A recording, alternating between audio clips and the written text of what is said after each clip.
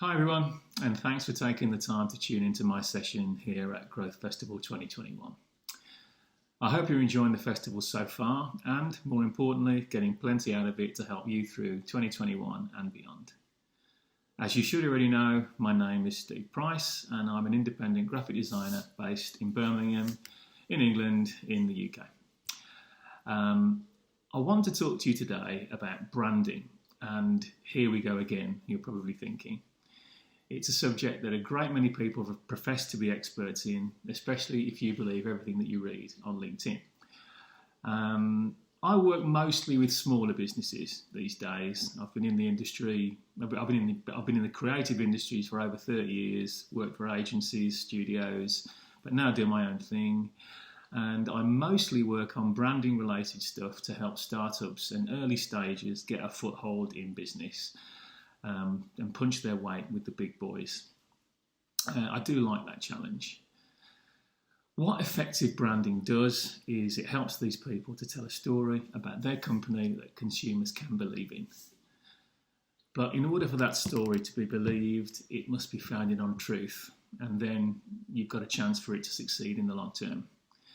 Consumers do love companies to have some substance about them, but they are savvy these days, as they probably always have been, but more so these days than ever, and they can spot a liar a mile away.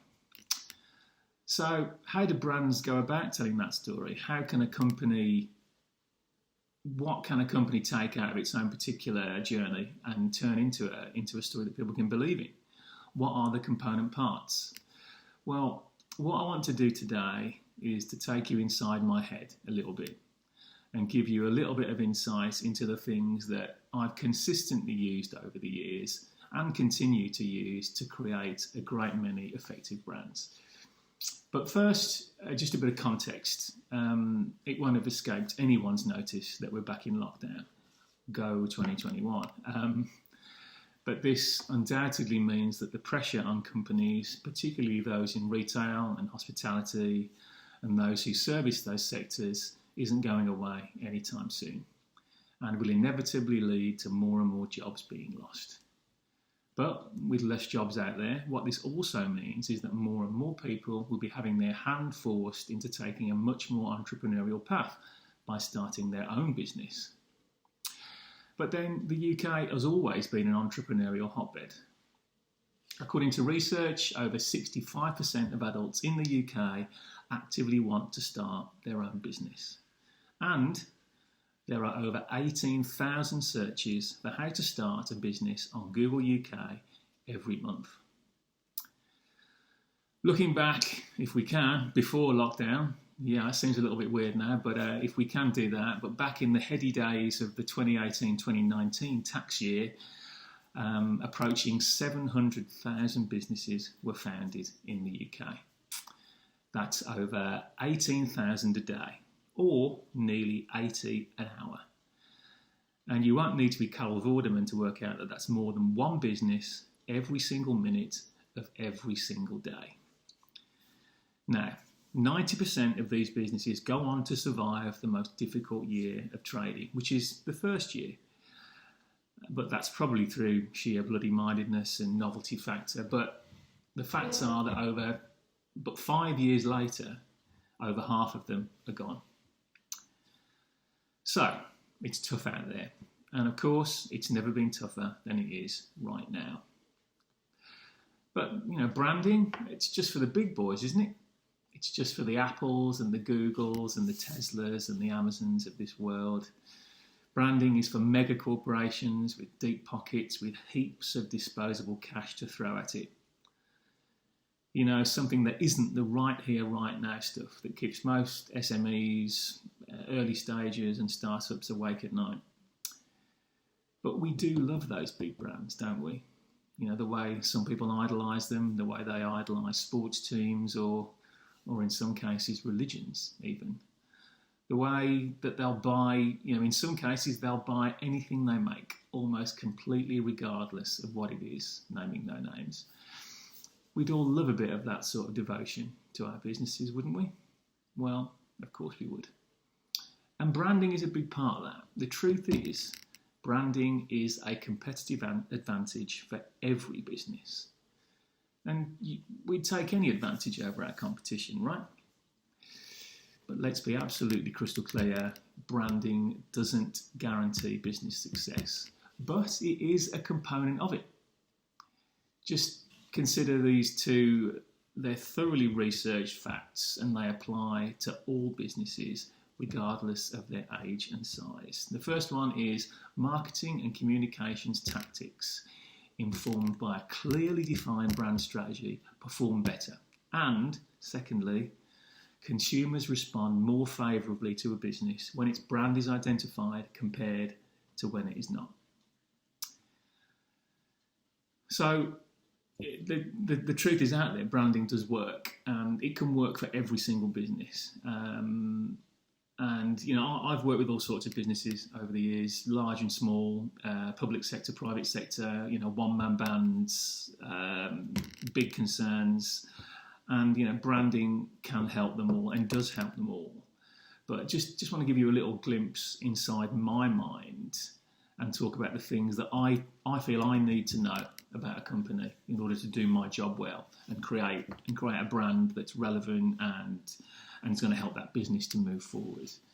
These are the red flags that come up time and time again when I go about my business.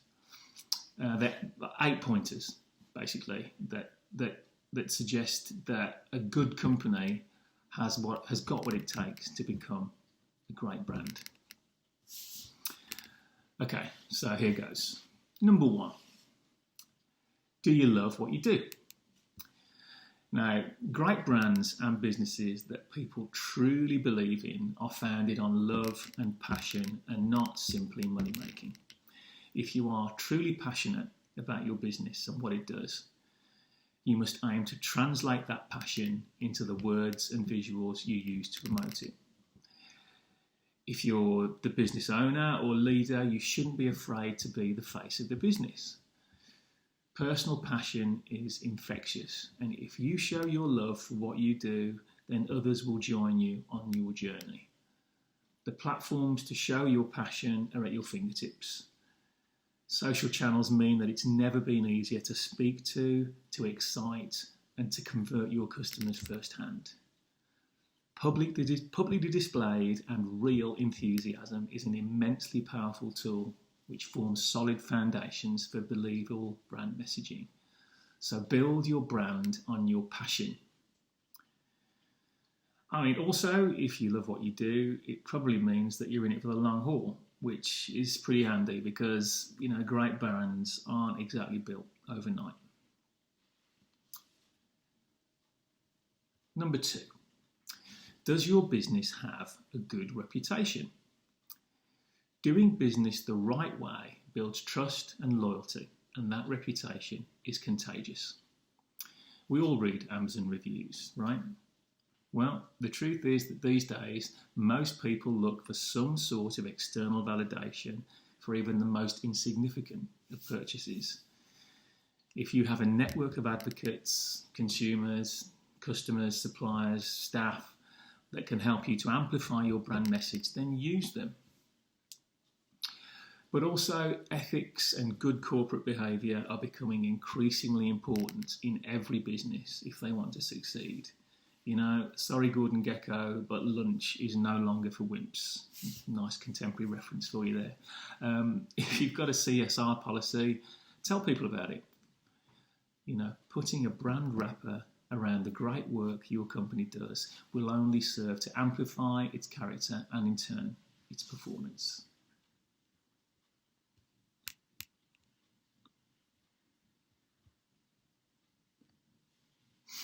Number 3, do you have a story to tell?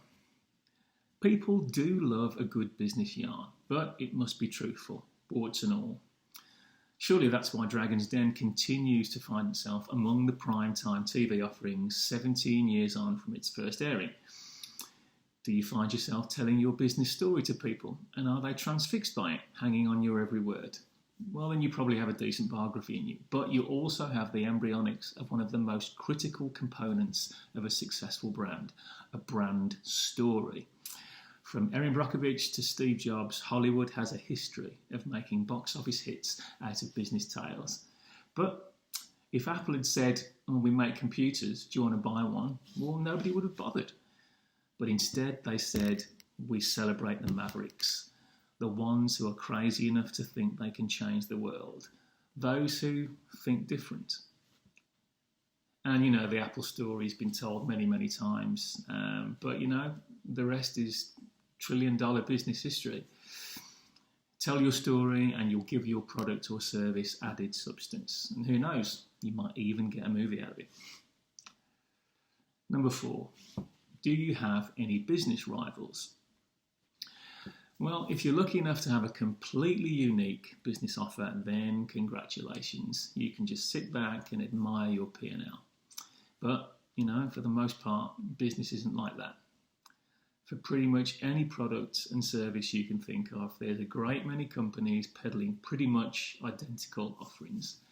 You'd struggle to get a cigarette paper between most of them. In fact, there's lots of examples of new companies arriving in supposedly overcrowded marketplaces with new energy, new ideas, and a powerful brand, and then proceeding to dominate that supposedly crowded marketplace completely. Companies like Uber and Deliveroo spring to mind straight away. These days we call this disruption. But if there is a myriad of other companies in your space offering very similar products or services, then you'll be keen to grasp any competitive edge. Honest and believable brand messages often make the difference between sale or no sale, regardless of marketplace. But they can also take a marketplace and turn it completely on its head. Number 5, does your promotional activity feel a little bit all over the place? Truth is, without branding in place, marketing can feel like a total pain in the arse. If you feel like you're constantly knee-jerking from one sales drive to another and everything you do is disjointed, if you feel like you're having to start from scratch every time you want to go to market with a new message, well, having a well-thought-out brand strategy helps to align all of these tactics. By having your brand defined, you'll have a clear set of messages and visuals that you'll be able to deploy on a regular basis. Each burst of activity will feel like it's building on the last, rather than just another shout in the dark. That's why phrases like "I'm loving it" and, more recently, "big on quality, little on price" are so easily recalled.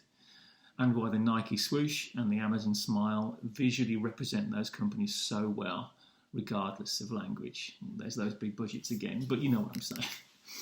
Branding brings consistency of message, and consistency builds momentum. Fact. Number 6, do you have a loyal team but feel you can do more to unite them? Well, yes, you can. Branding isn't just for clients and customers. Absolutely not. In fact, it's probably more important internally for your staff, but also for business owners and leaders themselves. Effective branding puts where a business is going and how it's going to get there in plain sight for everyone to see. Keeps staff motivated by telling them clearly what they are working towards so hard every single day. But it's also a reminder for company principals as to why they started their business in the first place. Especially when the day-to-day pressure of the P&L clouds judgment from time to time, as it's bound to do. Business is tough. But branding keeps everyone focused and energised every single day. Number 7, are you worried about looking small time? Now, I hear this one a lot. We're starting to rub shoulders with some big global brands, and I don't want us to look like we're playing at it. The fact is, a lot of probably most startups actually happen under duress and in a hell of a hurry. A door opens slightly, it won't be open for long, and it needs to be smashed down. You've got to grab the opportunity. Think of a company name, yeah, that'll do. Get a logo from Fiverr, yeah, that'll do. Do the company's house stuff. Get an accountant, yeah, he doesn't seem too shady, and then you're off. But then a few years down the line, you're starting to succeed, but all that stuff that you did in a hurry starts to look a little bit lame when you're mixing it with people from Eon or AutoCAD or Microsoft or, whoever it may be in your particular world. Of course, great brands are much more than the visual side of things, but the visual side is critical. It's incredibly important, and it's incredibly important when it comes to looking credible. Number 8, do you have an exit strategy? Well, finally, no one can go on forever, so you probably have. It may well have been part of your business plan from day one. I don't know. But that outro, it's a thing, isn't it? And I think most people that are running a business have got that in their mind. And even if it isn't, it'll be at the back of your mind, and it'll be creeping forward a little every single day. So whether you want to sell for a profit, so you can fuel another project, or if your current business is your last stand, and you want to finance a comfortable retirement. Branding, as I've said, it sets you apart from your competition, and it puts you firmly in the shop window for M&A executives to see. On the flip side of that, if you're looking at an MBO, then you can be sure that your senior executives will know exactly what your business is about, and they'll know what they're buying into, because they'll already be bought into it, and they'll know exactly where your company is going with an effective brand strategy in place. Okay, so those are those 8 points. When I'm working with businesses, those are the questions that I ask. Those are the topics of conversation that we go through, and if you sweat the asset on all of those points, then you come up with everything you need. I've always found. And businesses that are really going places can talk about those topics at length. So, I hope that gives you a little bit of insight. That's how I work, That's just one designer's thoughts, and I'm sure you'll all have opinions. Branding is just one of those topics, isn't it? Everyone does have an opinion on it, and it's, branding is everywhere. But if you do have questions, then maybe I'll see you for the Q&A, and I'll do my best to answer them. Okay, I'm desperate for a drink. Just a glass of water though, so I'll leave it there for now. Thanks for your time, everyone, and enjoy the rest of Growth Festival 2021. Cheers.